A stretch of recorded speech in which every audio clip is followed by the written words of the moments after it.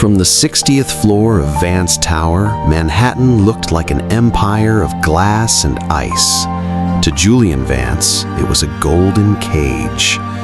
At 32, Julian was the youngest CEO in Vance Global's century-long history, ruthless, untouchable, and emotionless to the public eye. But beneath the bespoke suits, he was suffocating. His mother, Eleanor, pulled the puppet strings on the board. His forced engagement to heiress Victoria Sterling was a cynical attempt to plug a massive liquidity hole, and his own mind was an unceasing storm of panic and exhaustion. Then came Clara Mercer. Clara lived in a world of harsh, grinding friction. She worked 14-hour days between a diner and the luxury cleaning company Lux Clean, sinking every dollar into specialized cardiac care for her 7-year-old sister, Lily. Clara had no time for fairy tales or self-pity. Life had taught her a brutal axiom: no one is coming to save you. Their paths were never meant to cross. Clara was only assigned to Julian's penthouse because the regular cleaner called in sick.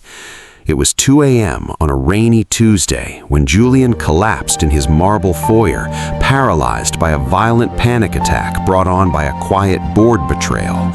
Clara, finishing up in the library, rushed to the thud. "Get out," Julian choked, his pride clinging to the floor. "Don't look at me." Clara didn't run. She had seen fright-induced attacks with her sister. Dropping to her knees beside the most powerful man in Manhattan, she loosened his tie and pressed a warm, steady hand to his racing chest.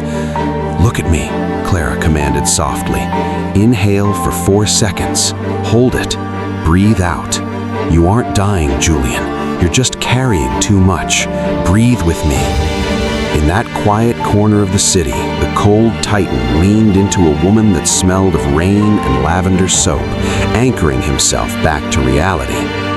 After that night, Julian couldn't erase her. He demanded Clara be assigned exclusively to his home at triple her pay, an offer Clara fiercely challenged. "I don't accept charity," Clara insisted during their second encounter.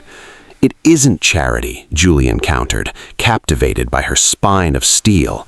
"Then I'll give you perfection. Keep your pity."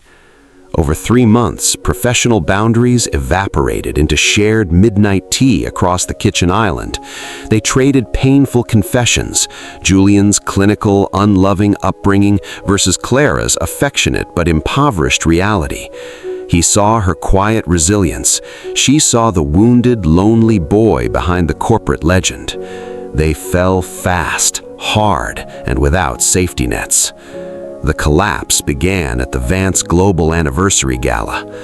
Desperate to keep Clara near, Julian arranged for her agency to staff the VIP lounge. But when Clara accidentally bumped into Victoria Sterling spilling champagne onto silk, Victoria's rage was nuclear. Eleanor Vance stepped in, sneering, demanding Clara apologize on her knees. Julian sliced through the crowd, catching Victoria's wrist mid-strike. "Touch her and our deal is off," his voice echoed across the quieted ballroom. He walked Clara out, but the retaliation was swift and merciless. 3 days later, Clara was arrested outside Lily's hospital room for grand larceny, framed by Eleanor Vance for stealing a $500,000 diamond necklace. In the police station corridor, Eleanor presented her ultimatum: sign the merger, marry Victoria, and leave for London, or Clara would face 10 years in federal prison while Lily's medical funding was pulled overnight. To save Clara, Julian committed the ultimate cruelty. In the interrogation room, looking at a terrified Clara reaching for his hands, Julian donned an icy, heartless smile. "Did you take it, Clara?" he asked, his tone dead. "Julian, what? You know me," she sobbed. "My mother found it in your apartment. You needed money for Lily," Julian lied, cutting into his own soul with every syllable. "If you sign this waiver, leave New York and never contact me, the charges disappear, and an anonymous foundation will pay for your sister's surgery, but we are done. I made a mistake letting a cleaner into my life." Clara stared at him as her world imploded. "You coward," she whispered, her voice hollowed out by pure heartbreak. "I trusted you." She walked free, but her spirit was utterly shattered. For 6 months, Julian lived in hell. He didn't go to London. Instead, he initiated a secret scorched earth war against his own blood. Working with federal prosecutors, he unearthed decades of corporate espionage, tax fraud, and bribery committed by Eleanor and Victoria's family. At a dramatic emergency board meeting, Julian presented the damning files. Eleanor was ousted in disgrace and indicted by federal marshals. Immediately after, Julian walked out to the press microphones outside Vance Tower, announced his resignation, and stripped himself of his family title and fortune. He had burned down his empire. But winning back the wreckage of Clara's heart was a mountain he didn't know if he could climb. In a small coastal town in Maine, Clara was working at an old library. Lily was thriving, her heart fully repaired, but Clara remained an emotional phantom. She didn't let people close. She checked locks twice. She had learned to survive, but she had stopped living.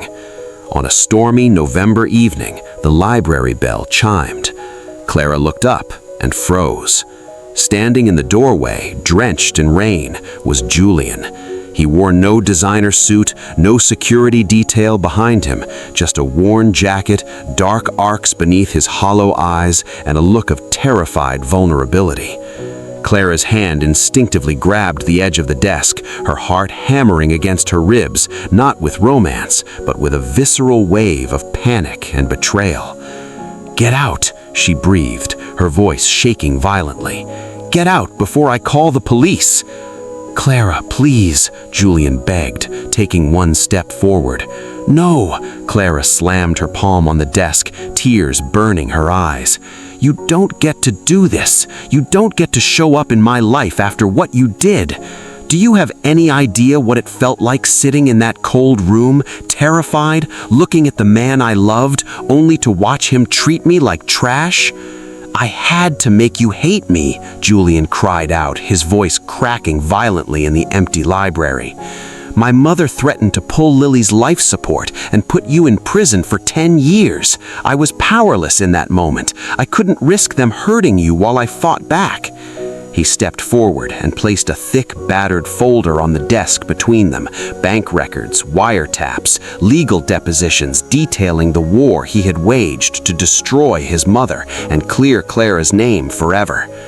"I spent 6 months tearing my own life to pieces so no one could ever touch you again," Julian whispered, tears spilling over his pale cheeks.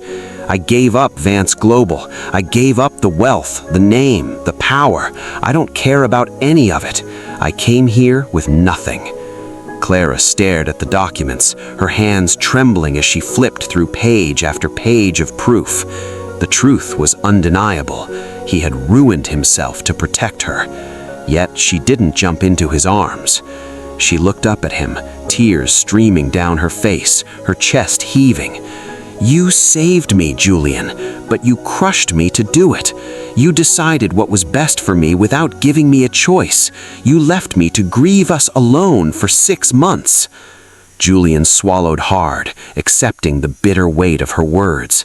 "I know," he choked out. "It was selfish. I was terrified, and I broke the best thing that ever happened to me." He stepped back toward the door, taking his hands off the desk, leaving the folder behind. "I didn't come here to force you to forgive me, Clara," Julian said softly, his body shaking from the rain and emotional ruin. "I came here to give you back your dignity, to let you know that you were never discarded, that you were loved, completely, madly, through every single second of the darkness. If you tell me to leave now, I will walk out that door and never bother you again, but I will spend the rest of my life loving you from a distance." He turned his hand on the brass doorknob. The rain beat against the glass outside. Clara stood motionless behind the desk, torn between the deep, agonizing scars of the past 6 months and the raw, unvarnished truth standing in front of her. He wasn't a knight on a white horse. He was a broken man who had fought through hell in the only clumsy way he knew how. "Julian," Clara called out, her voice barely a whisper above the storm.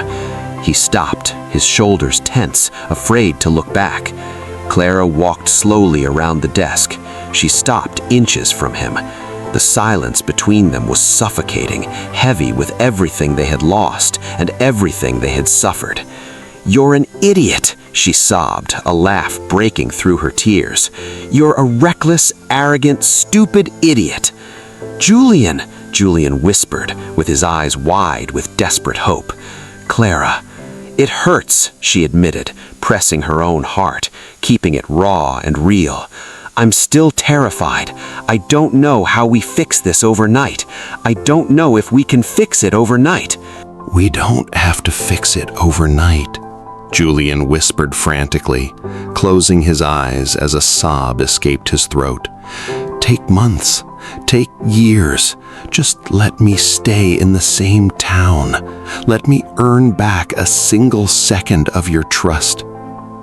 Clara looked at his wet hair, his trembling hands, and the honest, unshielded soul in his eyes. She reached out, placing her hand over his chest, just as she had done on the marble floor of his penthouse 2 years ago.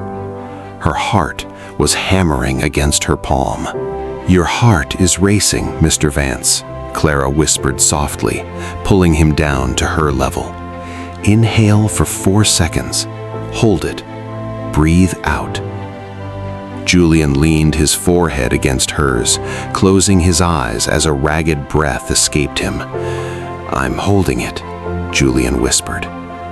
"Good," Clara said, her fingers tightening on his jacket, drawing him close. "Because this time, we're building something real from the ground up." There were no grand galas in their future, no corporate crowns, and no gilded cages. Just 2 flawed people standing in the quiet back corner of a small-town library, holding on to each other in the middle of a storm, choosing to heal together, one breath at a time.